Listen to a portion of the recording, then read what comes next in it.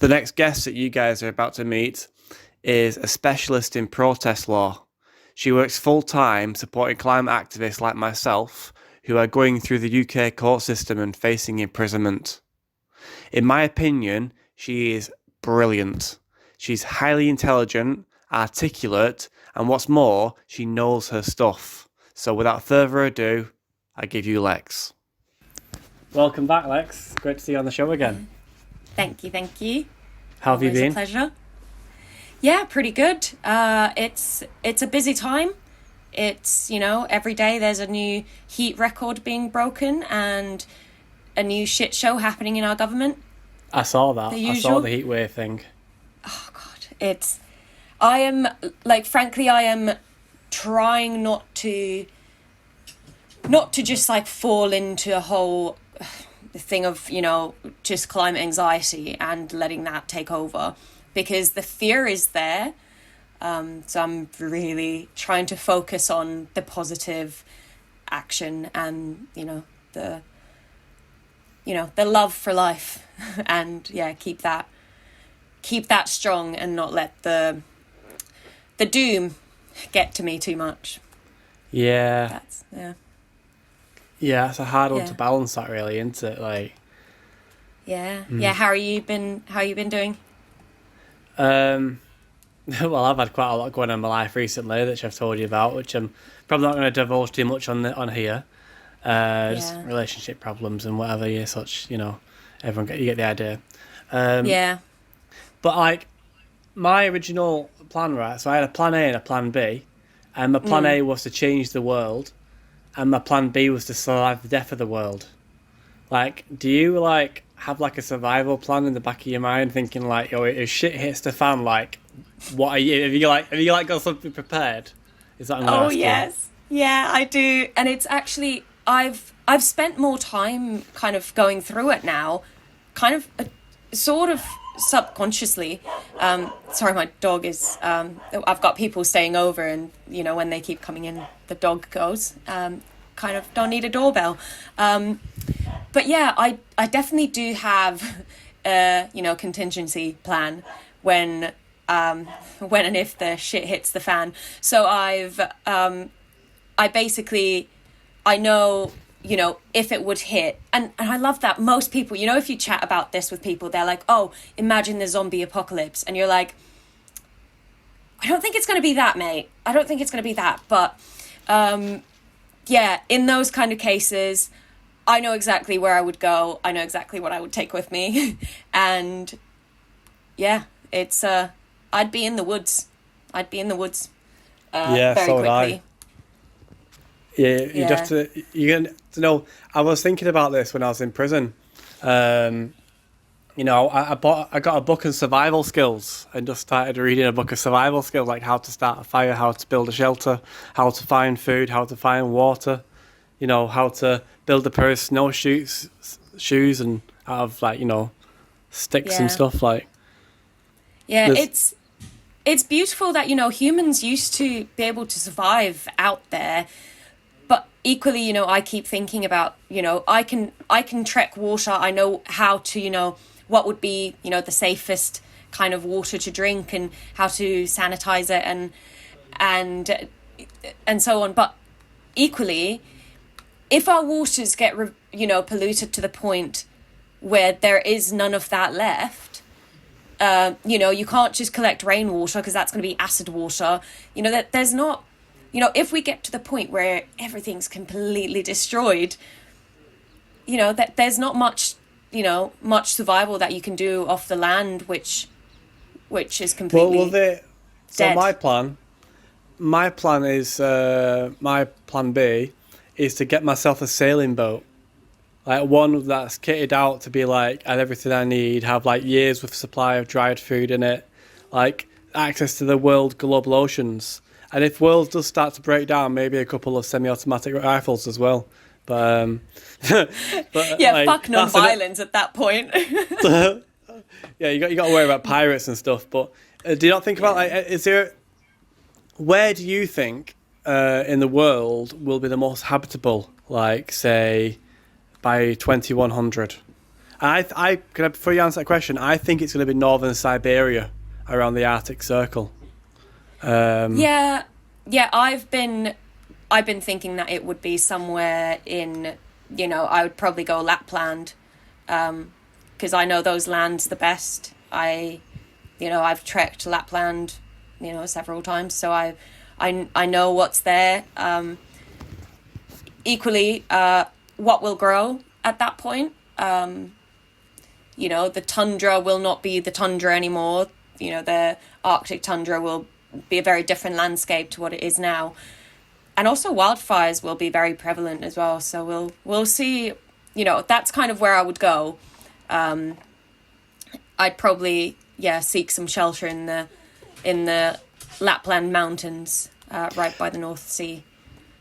That's hey Lex, I I want to get your opinion. So try and guess. So I've got a big bundle of paperwork here, a massive folder about 2 or 3 inches thick. Back from, you know what this is going to be, don't you? I've been part of being in Select Britain. So I've got another big fat injunction arrived like a week ago. Do you want to give your 2 piece on what you think about these civil injunctions that the government are using to suppress climate activists? I read a beautiful piece from George Monbiot about this a few days ago, and it's in my opinion, they're using these civil injunctions to bankrupt anybody who dares to stand up against them.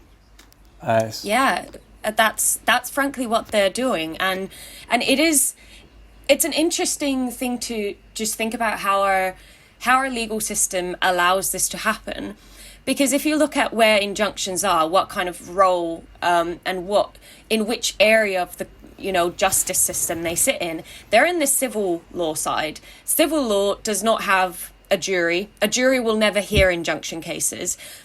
It's basically private law. It's between private entities. It's not between the state and a citizen, which, our criminal justice system, whenever you go to trial, you're against the Crown.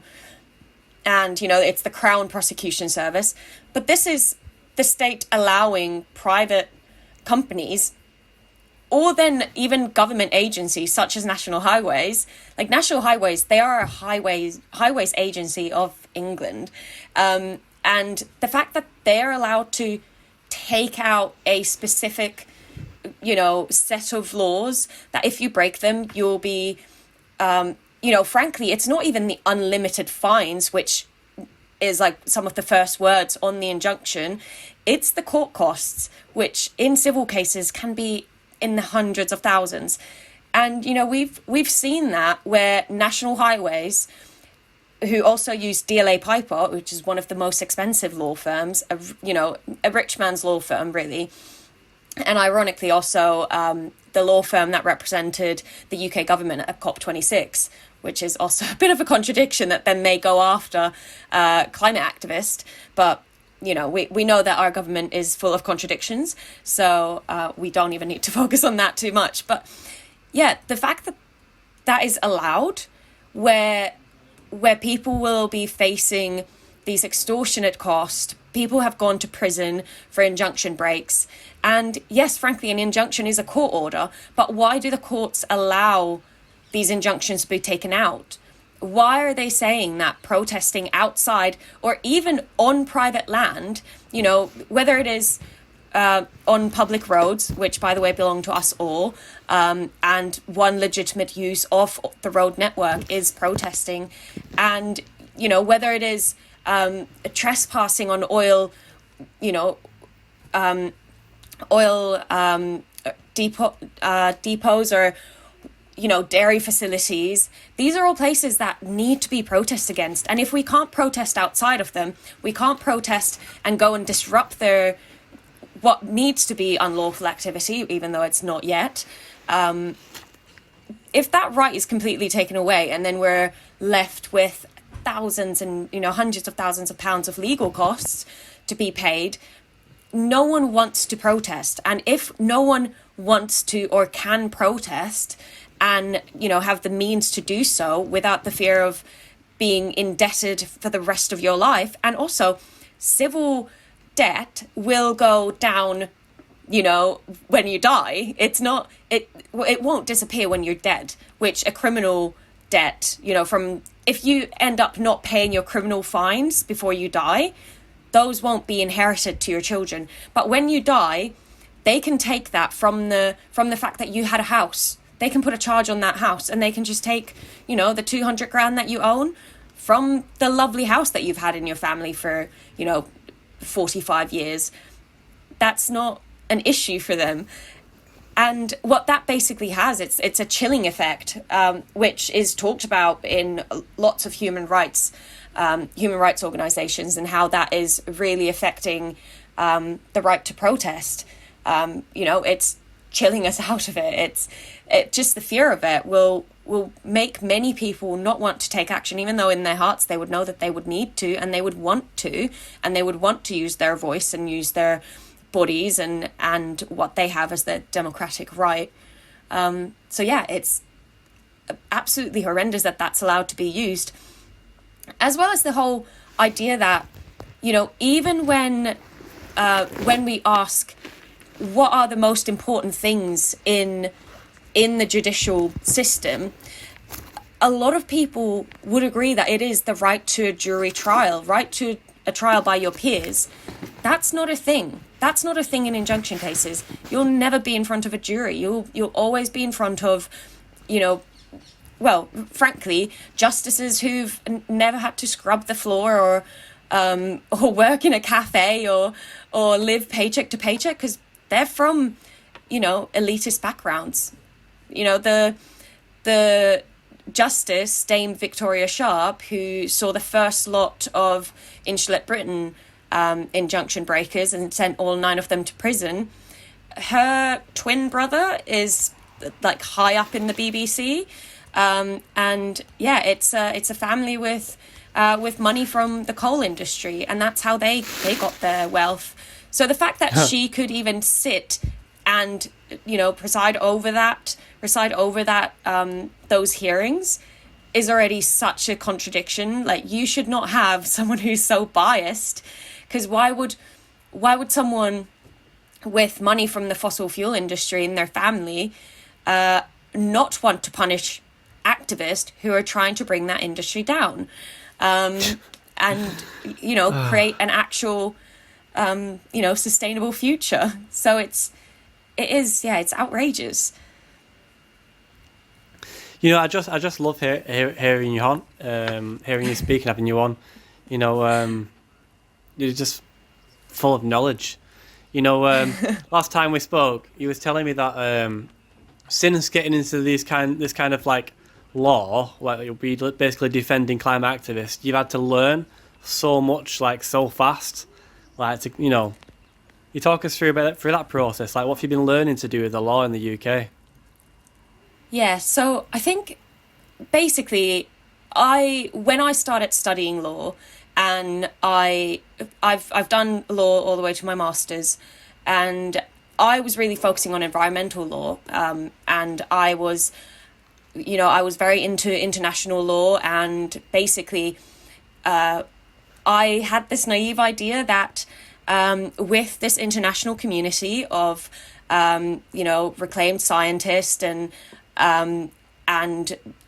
actually honourable leaders of countries, and particularly smaller island nations, we can hold people accountable, and all these massive companies who are, and it's, I hate talking about just like companies as if they're not run by people. So I thought, with this international legislation and, the knowledge that we have, the knowledge that we get from the Intergovernmental Panel for Climate Change, from all of the COPs, from the Rio Summit to the Aarhus Convention in Denmark, to Kyoto Protocol, then to the Paris Agreement, that all of these would basically mean that, don't worry, the legal system is changing, 1, fast enough, and 2, is going to be basically strong enough to stand up against individual greed. And as I was doing my master's, I was finalizing my master's dissertation, and I was doing a comparative study on basically how international legislation gets applied in domestic legislation. Yeah. And I was looking at the case for the Heathrow expansion that was led by Plan B and Client Earth, and that basically they were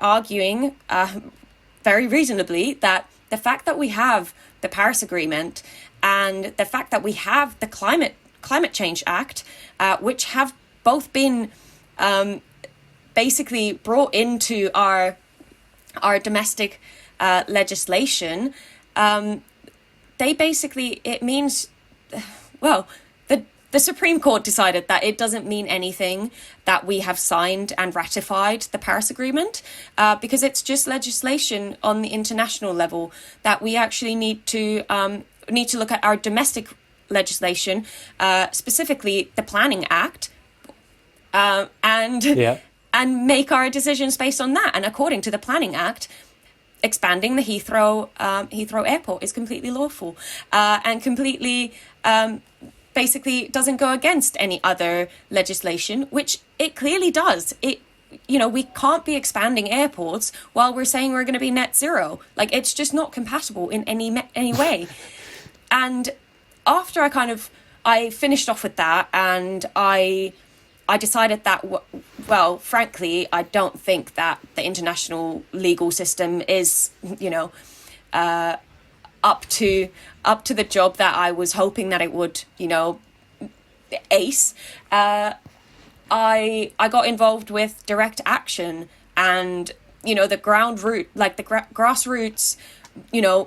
legwork that they're doing, and that they're pushing that window of acceptance, because 2020, no one was talking about insulation. Come 2021, Insulate Britain was on the roads. You were there on the road, and the dialogue changed. You got so much hate from the media. They vilified you. The government and our judiciary criminalized you. But frankly, now Labour has a plan of insulating the housing stock. They didn't have that before. And, if that's what it takes, that we get vilified and we put our bodies and, lives on the road or in front of people, so that they are inconvenienced enough to think about the truth and face reality. Now,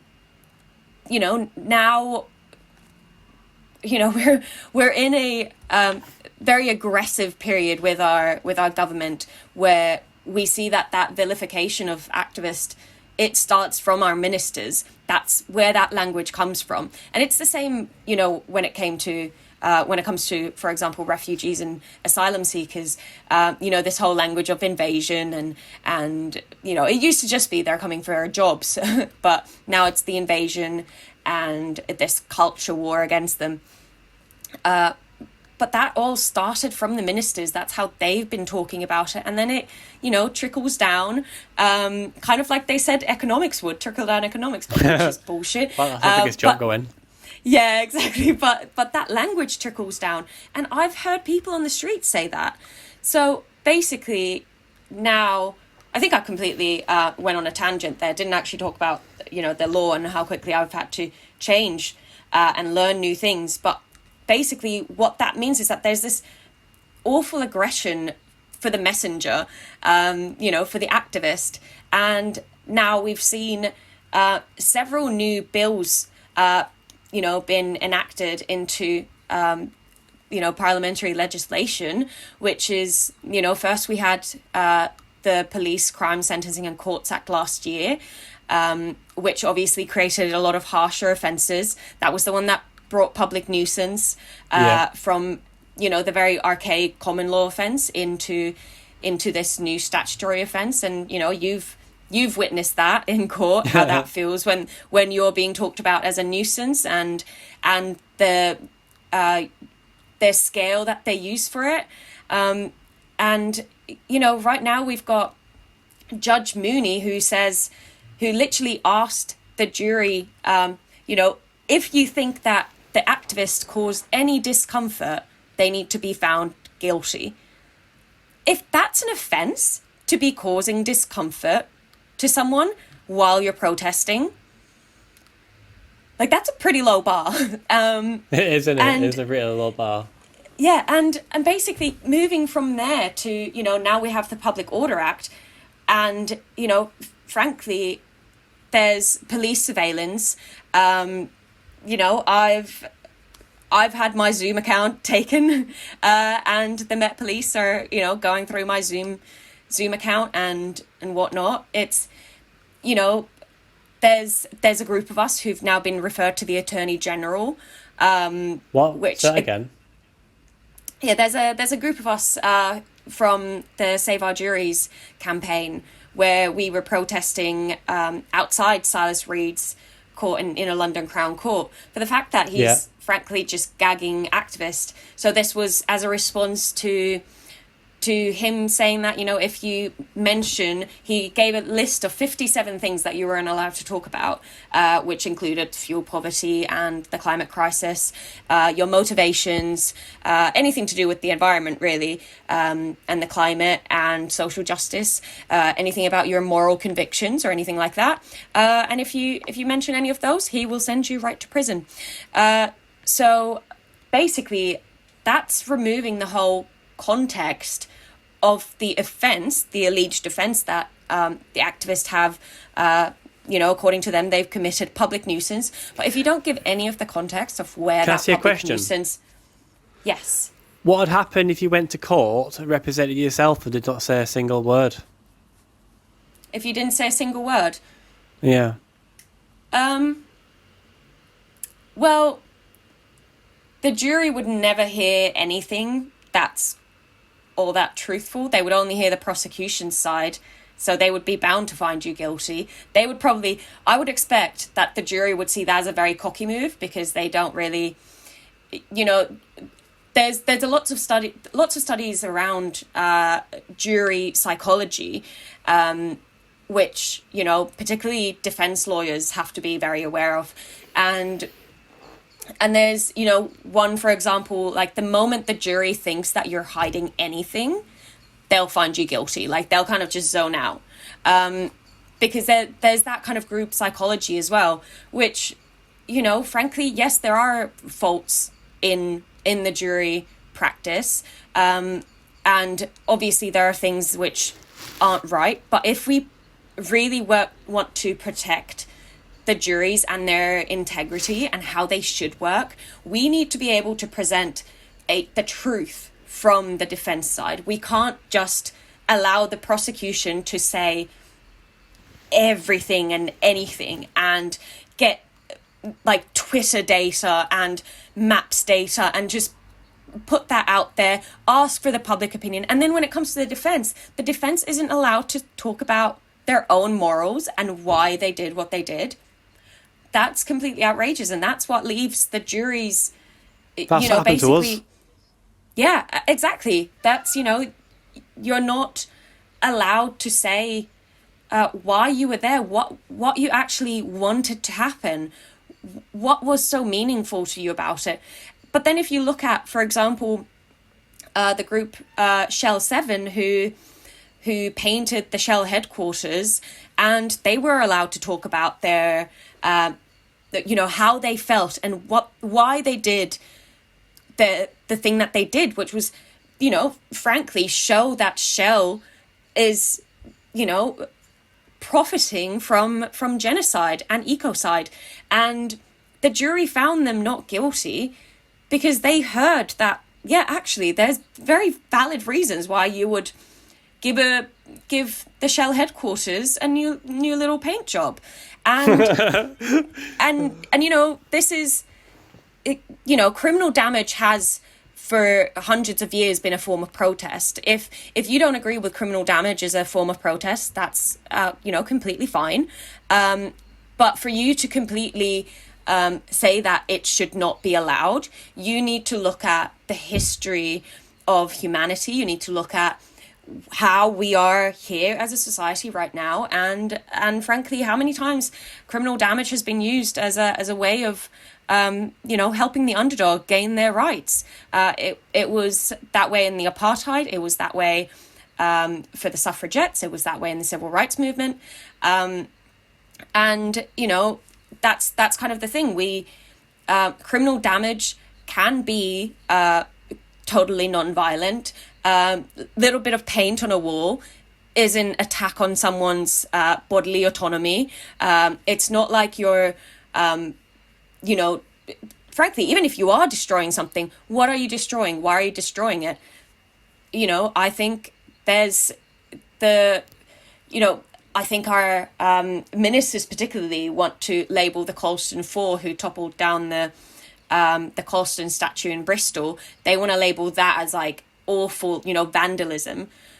But they ignore that the people in Bristol had tried for years to bring that statue, the Colston Monument, down through democratic means. It wasn't, one act, one separated act from outside the whole community of BIPOC people in Bristol.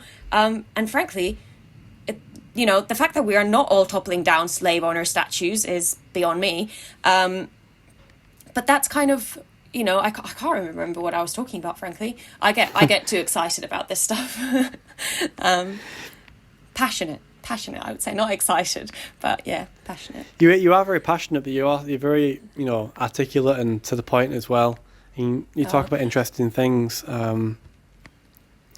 Thank you. Are they trying to outlaw slow marching now? Yes, so basically what happened with slow marching is that they attempted to add it in the Public Order Act already earlier this year, and it got voted out by the Lords. So in the House of Commons, slow marching passed. It was a Tory majority who voted to keep slow marching in the Public Order Act. But when it went to the House of Lords actually voted it out. So then how that then kind of almost got brought back in was that Suella Braverman used something called a statutory instrument to bring back basically this serious disruption definition, which was also voted out by the Lords. And the way that she basically did this is it still doesn't outright ban slow marching, but what it does, this new definition that Suella Braverman added, by the way, without any parliamentary scrutiny, so she basically just tabled the statutory instrument, and it wasn't debated on, and it was added to the Public Order Act, and it was then after that enforced, I believe about a month ago now. And wait, since so then, how can she add things in with like? Because she's a fascist. Well, go on, what? She's a fascist. No, so basically, there's our legislation that was basically a thing that was left in the Police Crime Sentencing and Courts Act, that the Home Secretary can amend the definition of serious disruption through a statutory instrument. And the idea of statutory instrument, it's a very, very old, I think from I can't remember the Kings, but it's a very old bit of legislation that was brought back, I'm going to say 200 years ago, when that was added as a way of basically someone up high, one of the leaders, basically bringing in something that they thought that Parliament had missed in legislation. So that's how she did it. There is a judicial review which has been lodged to the High Court by Liberty, and that will be very exciting to see how that goes through. Obviously, it's a very slow process going through judicial reviews, but that's the thing with all of these campaigns and different groups such as Liberty or Amnesty or Human Rights Watch or different kind of organizations and NGOs, is that they are attempting to go through the legit, I use the word legit rather than legitimate. Legitimate means, and the democratic, like, correct means, when they want to basically speak out against something and get the judges to look at it again and see if it should be accepted. However, that's the issue there, is that it takes years. So judicial review is frankly normally quicker than a full challenge to a piece of legislation or any kind of permission that has been granted. But it still takes time, so it's not a quick solution. I don't think we'll hear any sort of a decision, at least before the end of the year. And even if it is a decision that would be pleasing to our ears, saying that the statutory instrument was unlawful and Suella Braverman shouldn't have done it, the government will appeal, and until that appeal goes through, and then depending on the appeals result, it can still go to the Supreme Court, and until that goes through, we won't have a definite answer. And yeah, frankly, that can be years. Until then, it will be actually in law, so they'll be able to arrest you under and imprison you under the Public Order Act for being a public nuisance. Yeah, so they can. So the serious disruption, which now basically what it means is that before, serious disruption was just read as serious disruption. Now what serious disruption means, it's anything more than minor disruption to the life of the community, which has all these different kind of clauses to it, such as like the cumulative effect. So if there's several protests happening, they can add all that up, and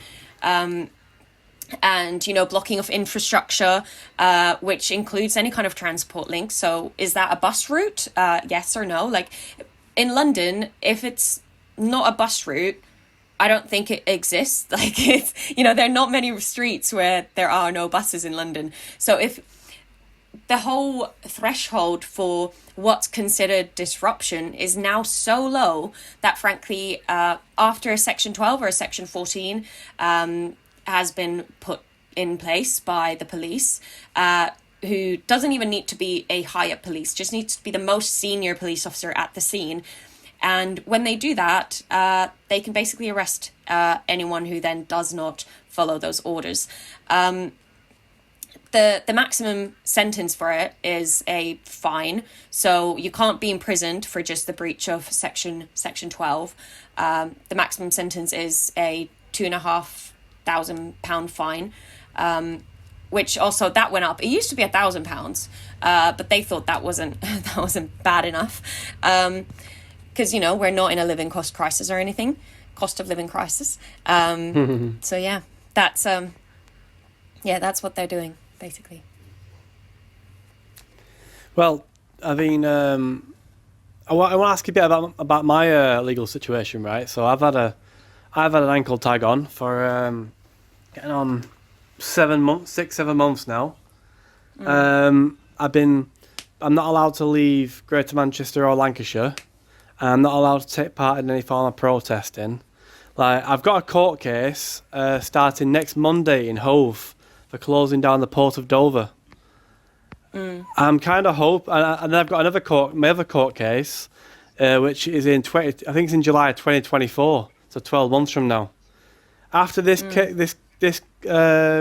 case is finished next week, and I've only got one left, my solicitors are going to apply to remove all my bail conditions. Do you think? Yeah. Do you think I'll be able to get my bail conditions removed, or do you think I'm going to be on tag and banned from protesting for the next 12 months?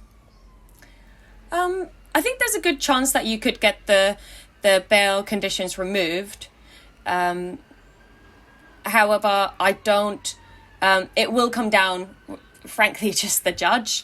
CPS will probably oppose it. They'll probably find your YouTube channel. They'll probably try and say that you're, going to incite people to protest and take part in disruptive protests. They're gonna say all sorts of things because that's Why don't I just give the argument that I've been wearing it for 7 months now, and it's starting to affect my mental health, the fact that I'm not allowed to protest, or I'm not allowed to go see my friends in London. Like, I'm not allowed, are you really going to make me wear it for another 12 months? Like, I really hope that the judge would see the reason in, you have been wearing it for the past 7 months, and that you haven't actually, gone out to protest in that 7 months. And the fact that we all have a right to protest as well. Even if you have committed, serious disruption at a protest, the fact that you've done that should never actually take your right to protest away, permanently. That's just not a thing. Like, that's not. It's a thing. It is a bloody thing, because those are my bail conditions. Yeah. So, it shouldn't be a thing. It shouldn't be a thing, but it is. It is wild how our system is so oppressive, and I think there's a very good I say good, a very a very awful article on the front page of the Times just today about Just Stop Oil, and about how our ministers and the police chiefs and all different sporting CEOs or like sporting, I don't even know what they're called, people who run all the sporting people.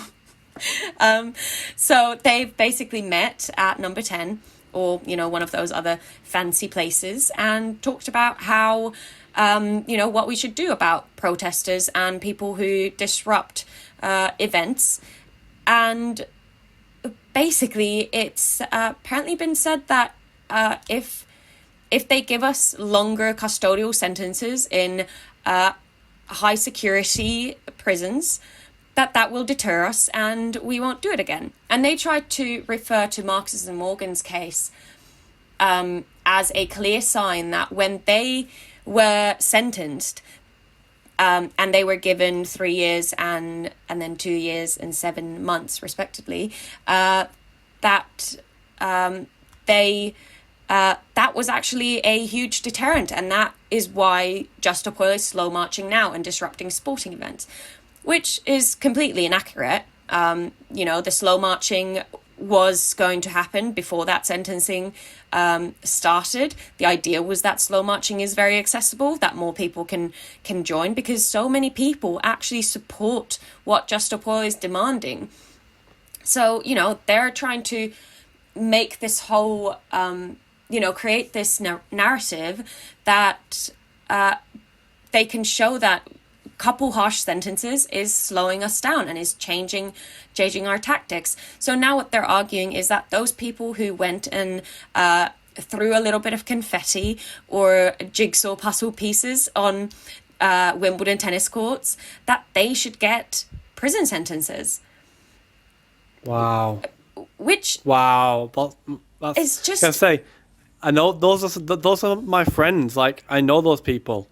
Like, exactly. It's absolutely insane that is what they're looking at. And I find it so ironic that when the anti-democracy laws kicked in Hong Kong, and Hong Kong pro-democracy protesters were imprisoned and were basically sought after by the Chinese government, that the UK government did a fast-track visa and said, don't worry, we will always protect your right to protest and the right to democracy.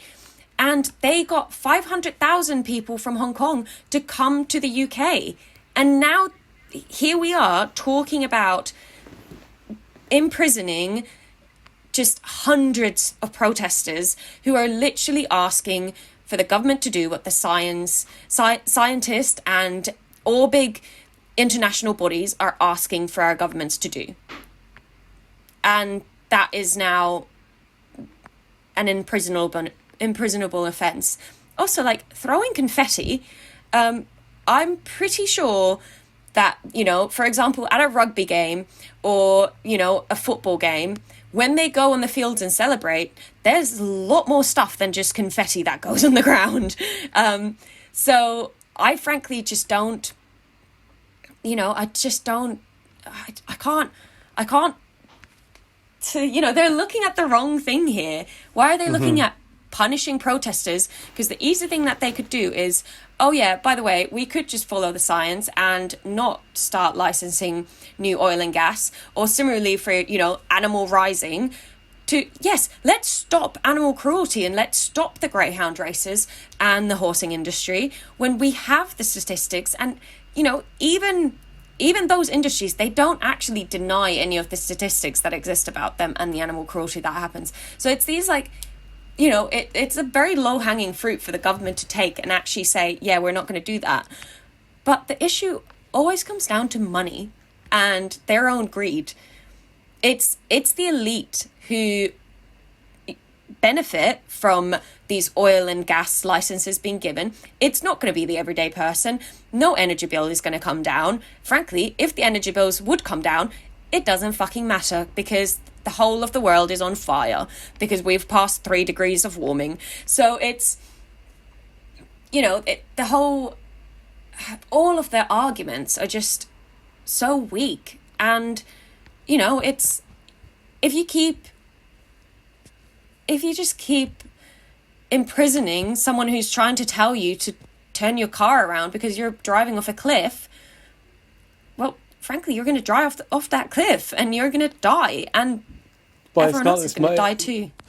It's not just you in your car, it's like the driver. It's like the government's the driver of the bus and we're flooring it straight towards the cliff. Yeah. You know, and everyone's staring at the smartphones. And people like me and you at the front screaming at the driver trying to grab the wheel.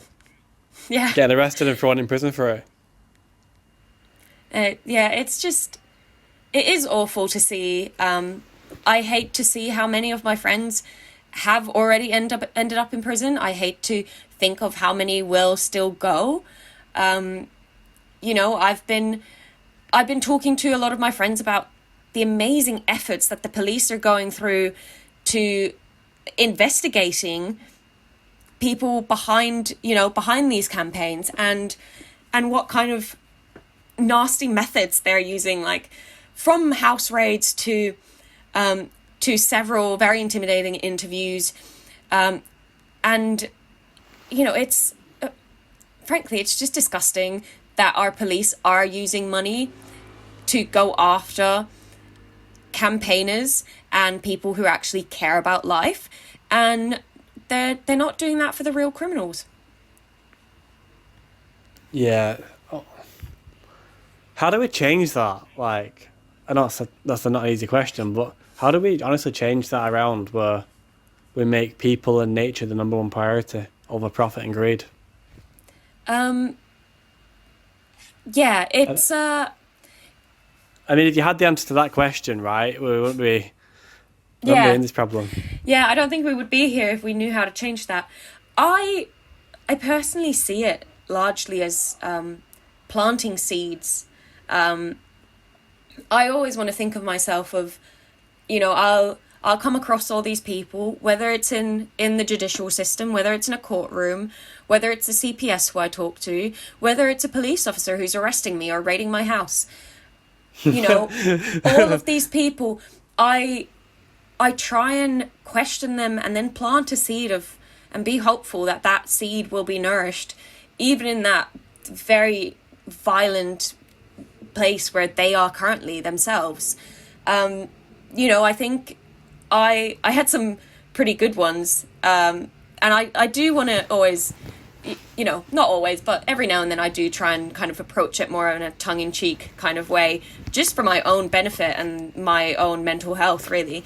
When it was King Charles' coronation, it was the Tuesday of that week. So the coronation was on Saturday. And on Tuesday, I was with my partner in Central, and we were walking around and we were like, why are all these roads, everything's blocked?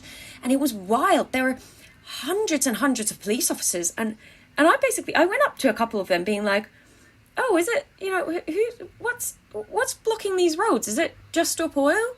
Is Just Stop Oil down the road? And they're just like, no. And I was like, oh, who is it? Oh, it's for the coronation. I was like, so protest for the rich child.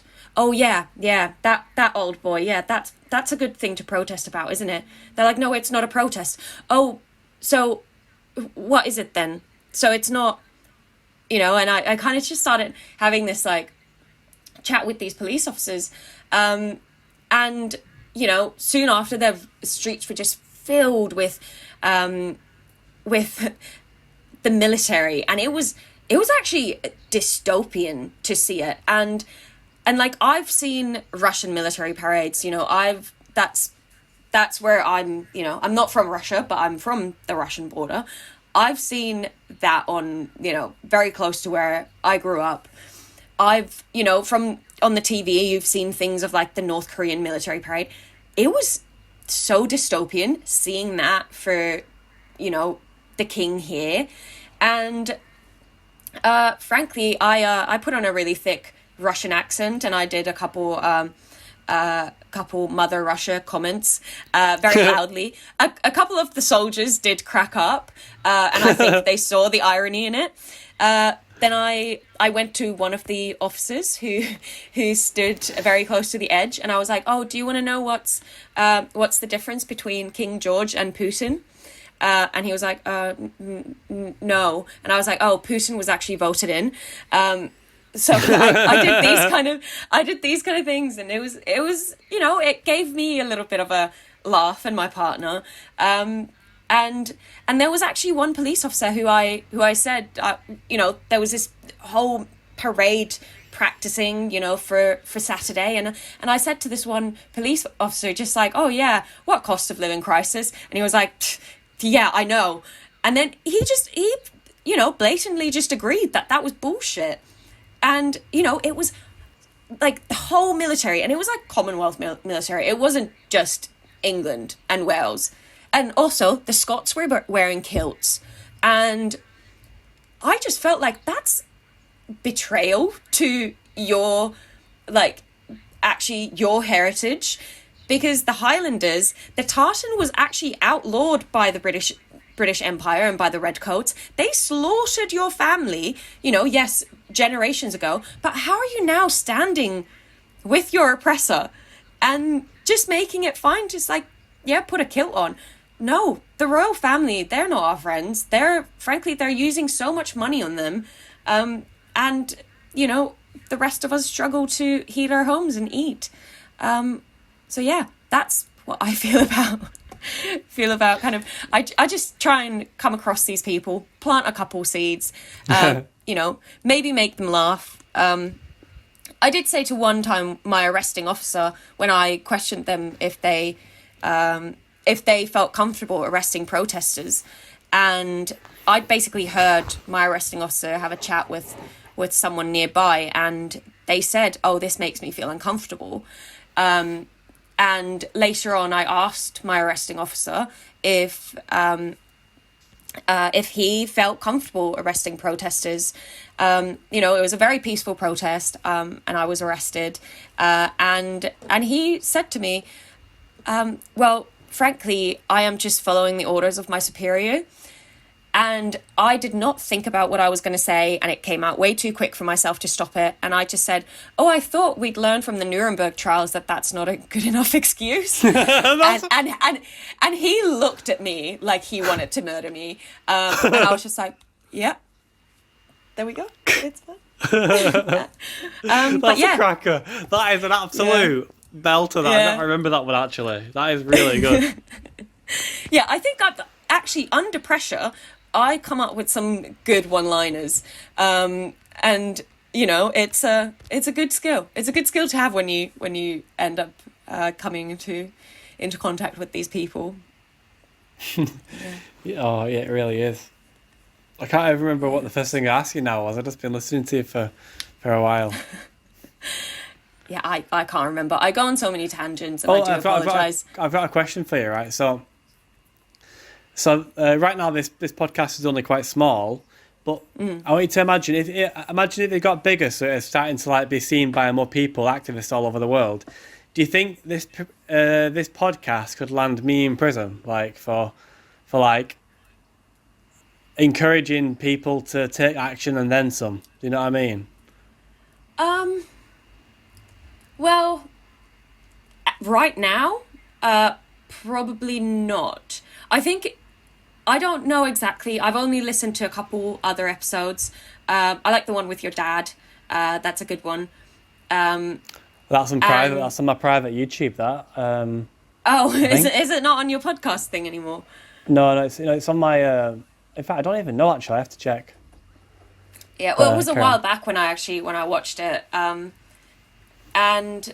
yeah, I think. Well, if we're not talking about any plans to disrupt any major sporting events on here, I think it would be very difficult to, really point out what that we would be committing an offence, really. However, with our current government, I wouldn't rule anything out completely. Our government is trying to push for, this really scary police state. And frankly, we're already, we've got 1 foot in a police state. And if we push any further, that door's going to close behind us and we're stuck in a police state. And the moment they, currently this would go under free speech still. We're not inciting anything. Even if we were, frankly, inciting you to protest should not be an offence. That should, the fact that there is,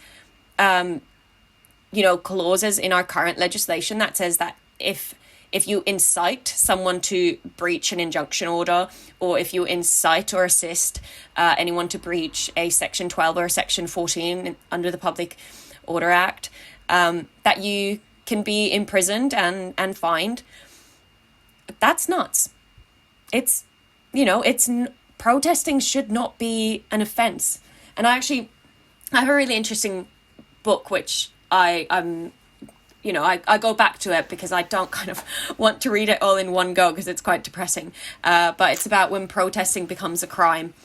And I keep referring back to it every now and then. And there's some scary examples around the world where, protesters, I think, the US is one example, how they've got domestic terrorists who, those domestic terrorists, they're not terrorists at all, but there are people who are going against, the fur or the meat industry. And, frankly, the fur and meat industry went to the government and said, we want to label these people as terrorists. And then they were treated under the Terrorist Act.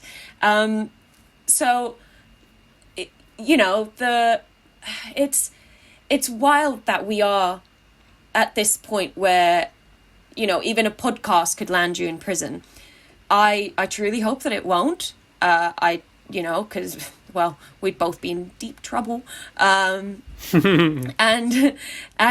yeah, I find it extremely strange that we even need to talk about this as a possibility, that having a podcast and, it's not like we're,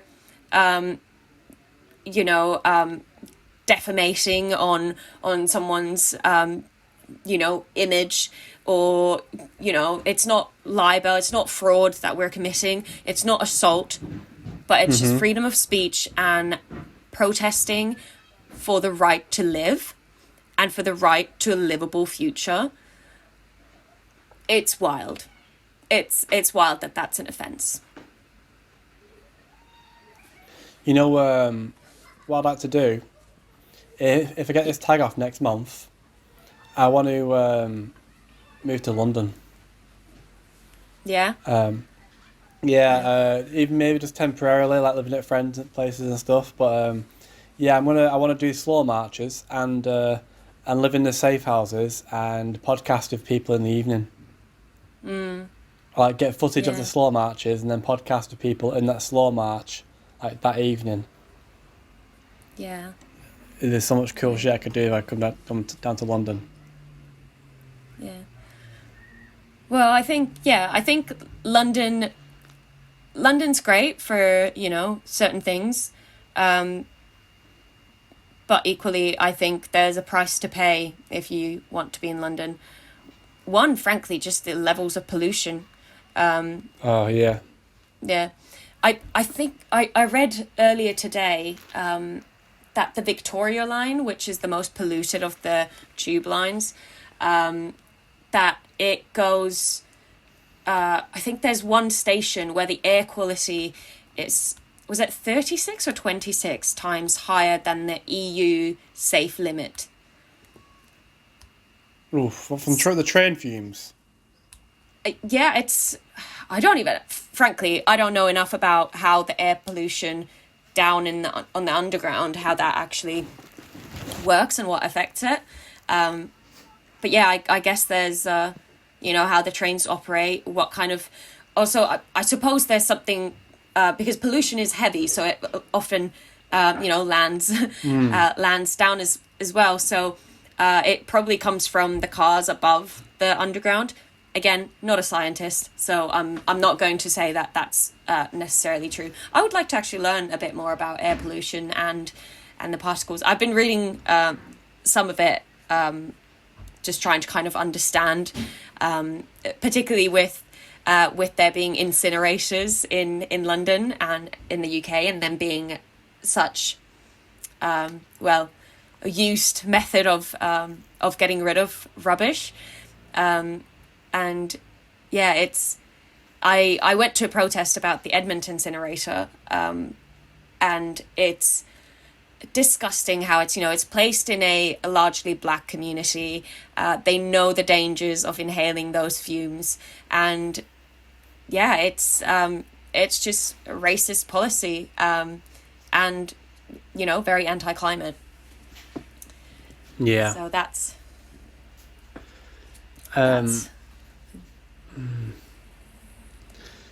it's interesting. I think our salvation to save this world will come when all the movements unite. All the movements stand up against racism, all the movements standing up against inequality, all the movements we've all got to unite under the same banner.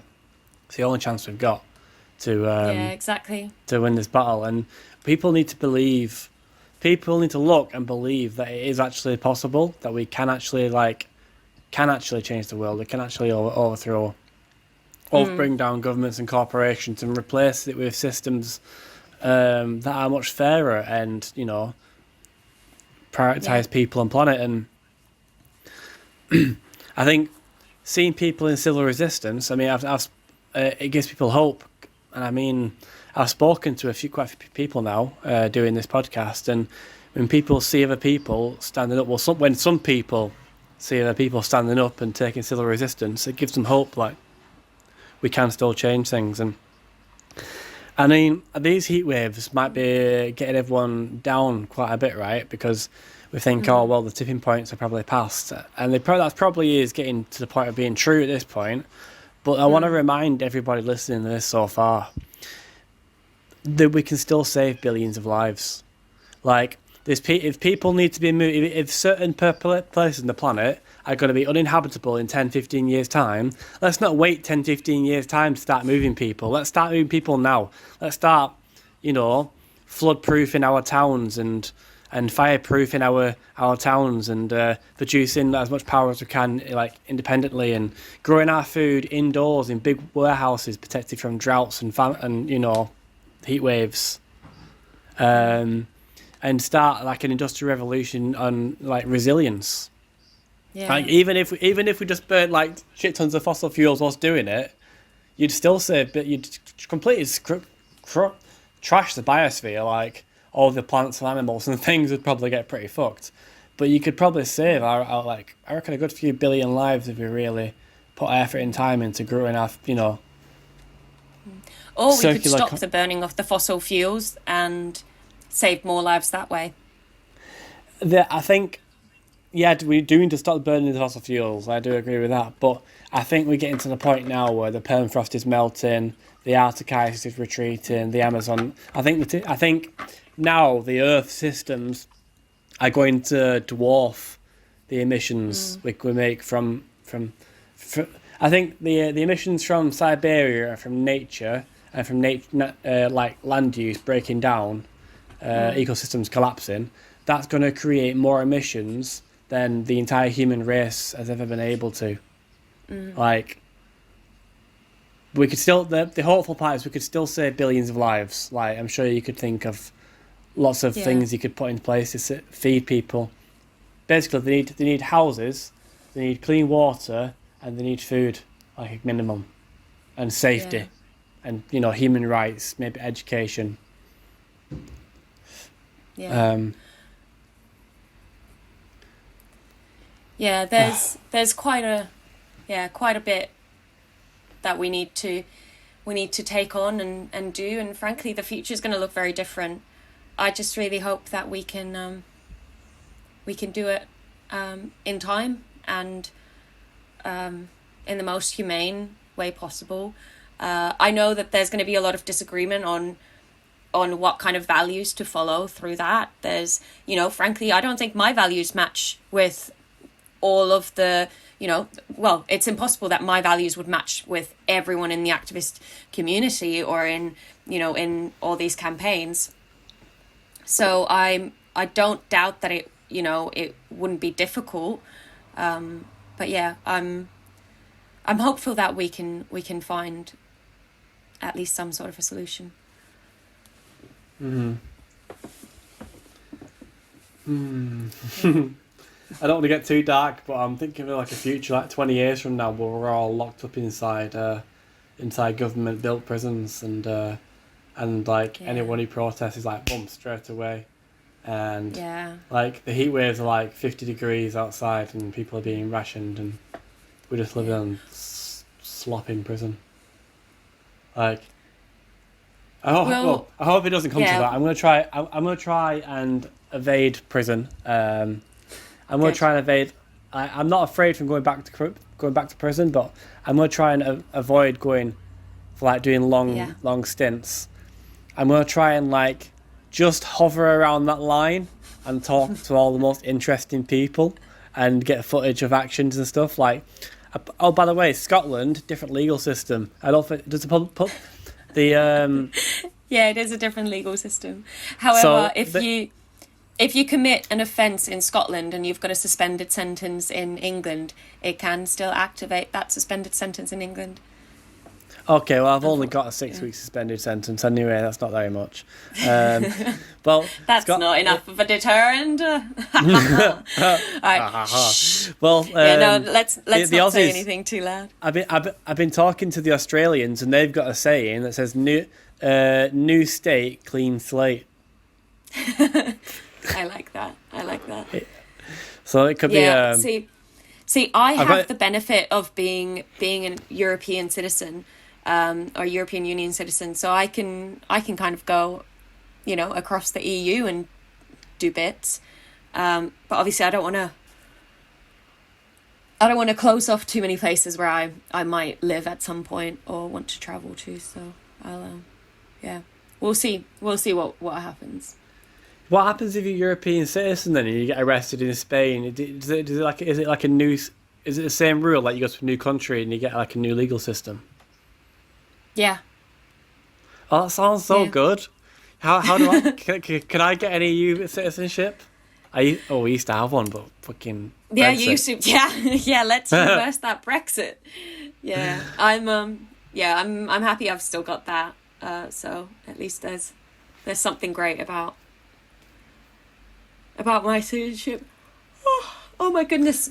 I've been on the in work mode for 10 hours now, pretty much back to back, so I'm starting to slow down with my brain. What it's really good to see you, by the way, because I've not spoke to you in a while. Yeah, it's so nice to always speak to you. And yeah, I hope you're doing well, and I hope you're you're. Oh, there's another thing I want to. I'll tell you. I've told you about it before, but I'm gonna just tell the podcast about it. So recently, a dear friend of mine, someone who's pretty close in my life, my friend Paula, died, 39, and the reason she basically got let down by her doctors. It was quite a common thing that could have been cured quite easily, and the doctors let her down. And I was thinking deeply about this, and what I realised was, you know, the government are responsible for the cuts that the NHS has seen. Like, the only reason the doctors let her down is because they don't have enough funding and enough staff to actively provide the service required to save people's lives like that. And that is directly the government are directly responsible for those cuts. So in effect, the government was some way, in part, responsible for the premature death of one of my closest friends. And then I realised, even a step further than that, if the government are in part responsible for my friend who's died on the NHS prematurely, that means they're responsible for thousands of people who have died on the NHS prematurely. Like, so people are dying in the UK right now due to the government's decisions and their greed. Like, and that was just something I realised just like 2 or 3 days ago. I was like, well, shit. Yeah, it is awful. It's, you know, we know that these like austerity politics, that they are causing excess deaths, and you know that there's so many excess deaths now a year, you know, which could have been prevented if people could just afford better food, or if they could afford better heating in their homes, or if they could have actually gotten treated at their GP, or, you know, called to, you know, cancer screening at an appropriate time, or gotten an ambulance at, you know, without an 8-hour wait. So, yeah. Yeah, so people are dying in the UK right now because of this, you know. Yeah.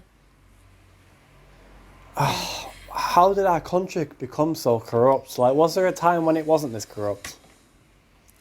I think the corruption has changed to a different kind of, you know, it used to be, you know, landowners who were the rich, the earls, the lords, and they used to have everything and all the power. And you know, that was really, you know, for example, when the women got the vote, that it shook the system,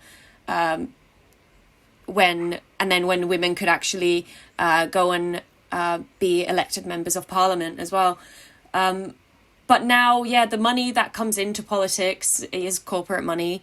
Corporate lobby is bigger than any. And, you know, a normal person would be shocked because we don't even understand the numbers that they put in, you know, the amount of money that, you know, lobby groups have. And, you know, they're, you know, right, was it yesterday when The Guardian just revealed, like, the Attorney General has shares in, like, BP and Shell, and, like, other,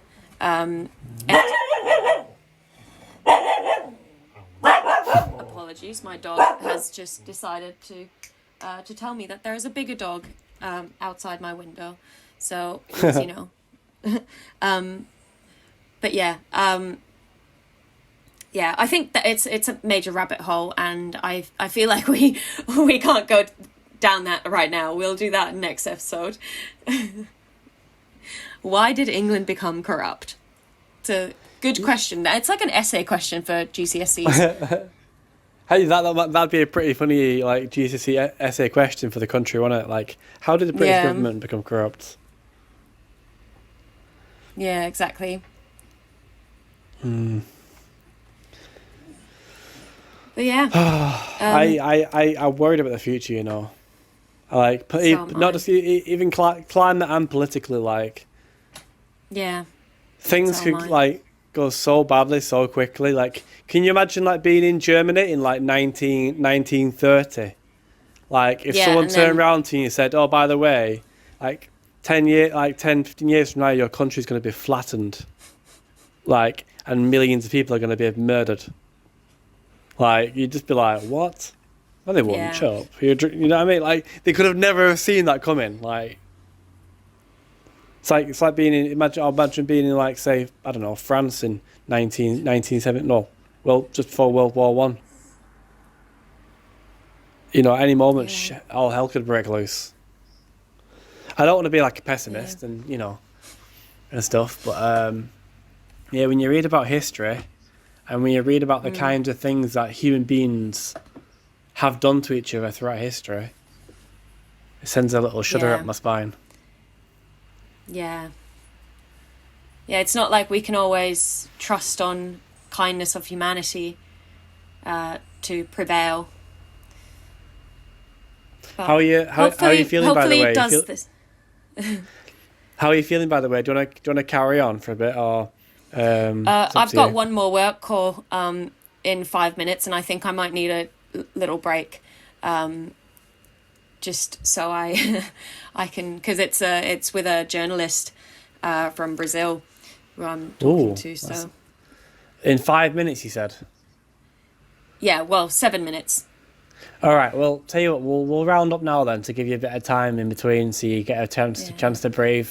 But as always, it's been lovely having you on the show. It's so nice to just talk to you, and I'll see you again very soon. Yeah. You can come on as many times as you want, because you got such a wealth of knowledge. I mean, I could have you on like 5 times in a row, and you wouldn't talk about the same thing twice. So. Yeah, I can. I've got other projects which I'm working on as well. So when those, hit the fan. Hopefully not in the form of shit, really, but more push for accountability and truth prevailing. Hopefully, I can then talk about them as well.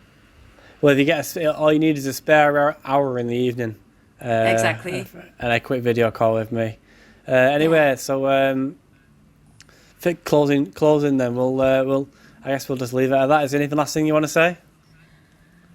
Just everyone get off your asses and get out on the streets, and also become vegan. There we go. Sign up to Slow March or Just Stop Oil or Extinction Rebellion. Yeah, we need your help. Yeah, come out of your shell and come and save the world with us. Because we can do it. We can do it. Change is coming, we are few but we are strong. Time's been wasted and we haven't got too long.